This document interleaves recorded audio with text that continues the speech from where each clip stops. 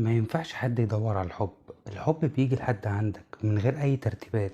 لو لقيت اللي انت بتحاول تدي لنفسك فرصة عشان تحب اللي قدامك، او العكس برضك، لو اللي قدامك بيدي لنفسه فرصة عشان يحبك، اعرفوا اللي انتوا مش هتكملوا مع بعض وهتبقوا مجرد اتنين عاديين. بس بقى لو لقيتوا نفسكم مش عارفين اي حاجة غير انكم بتحبوا بعض، لا عارفين امتى ولا ازاي، اعرفوا اللي بينكم عمره ما هيقل، ولا في حاجة في الدنيا هتعرف تفرق ما بينكم، لا مشاكل ولا نصيب ولا عادات ولا تقاليد. هتلاقي نفسكم بعد كل المشاكل اللي بتحصل معاكم هتقولوا الحمد لله اللي احنا لسه مع بعض. كان في ام بتحكي لخطيب بنتها، وبنتها قاعدة وسامعة الحوار، بتقوله معرفش ازاي بنت بتحبك، ده كانت من يومين بس بتكره سيرة الارتباط.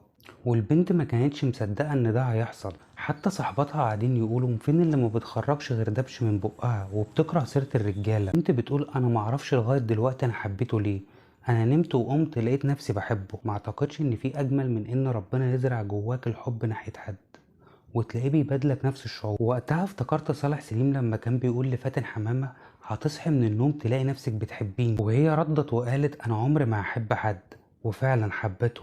ما تستعجلوش، بلاش تدوا مشاعركم للناس الغلط، حافظوا على مشاعركم لصاحبها اللي هيجي في الوقت المناسب. الحب مش محتاج مجهود عشان يكون موجود، الحب محتاج مجهود عشان يدوم.